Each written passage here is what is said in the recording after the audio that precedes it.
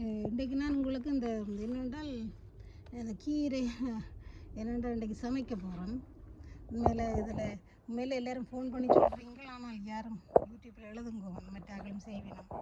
எத்தனையோ பேர் தோட்டமே எடுத்திருக்கணும். இப்போ நீங்களும் அந்த கடமையை தான் இன்னும் 4 பேர் அதனால் பயன்படுவினோம். இப்போ நாங்கள் இப்படி செய்யலாம்னு பாருங்க.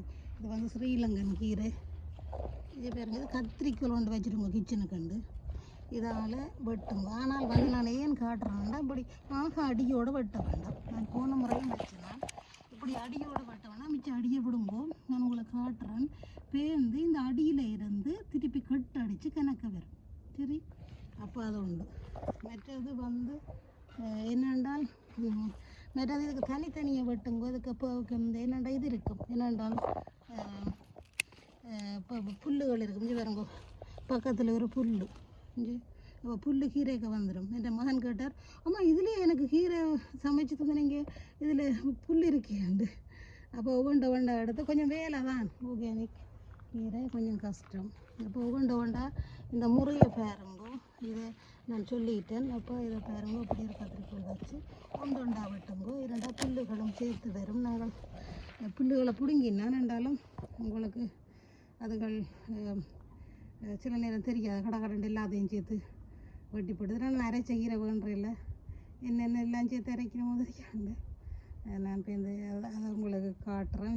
இவ்வளோ கீரை. இது மாதிரி இது ஆர்கானிக் கீரை, மாதிரி ஸ்ரீலங்கன் கீரை டேஸ்ட்டுன்னு பருப்பு போட்டு காய்ச்சி அந்த மாதிரி இருக்கும். இங்கே பாருங்க, இந்த கீரை எல்லாத்தையும் நான் வெட்டி எடுத்து வந்துட்டேன். இவ்வளோ கீரை என்ன கிடக்குது. இவ்வளோ கீரை நினைக்கிறேன். இது 5-6 ரூபா வரும்.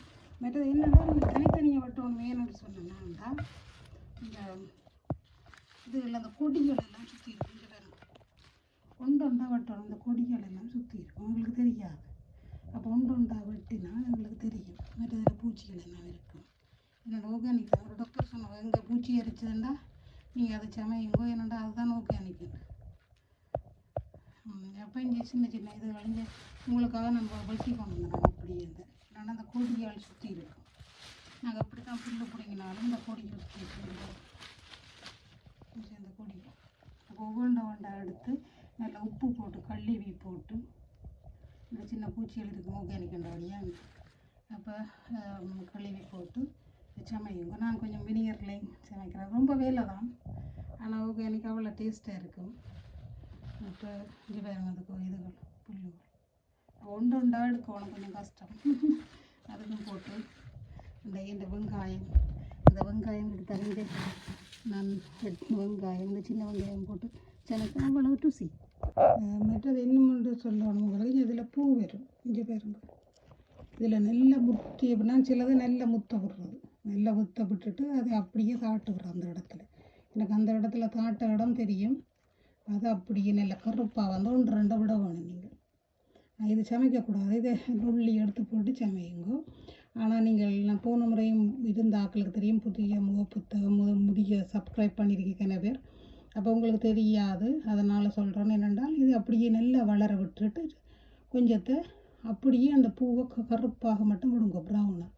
அதே இடத்துல தாட்டு போட்டு தடியுண்டு குத்தி விடுங்க. இந்த மாதிரி வந்துடும். எனக்கு நான் அதே இடத்துல தாட்டு அதே இடத்துல தான் இப்படி கும்மலாக வரும், இடக்கடை வரும். மற்றது இது நான் போட்ட கீரை. அப்போ அதுகளும் சேர்ந்து வரும். அந்த இடங்கள் வழியே தனித்தனியாக எல்லா இடம் முளைக்கும். அது பரவியும் முளைக்கும் காற்றுல. இங்கே பாருங்கெல்லாம் துப்புரவாக்கியாச்சு. இங்கே பாருங்க, இதில் அந்த அதே மாதிரி கீரை மாதிரியே இருக்குது. ஆனால் நீங்கள் என்ன செய்யணும், இந்த இதுக்குள்ள பார்த்தீங்கன்னா அந்த பூ இருக்கும். இங்கே இந்த பூக்கள் எல்லாம் எடுத்துருக்குறோம் இல்லையா. இங்கே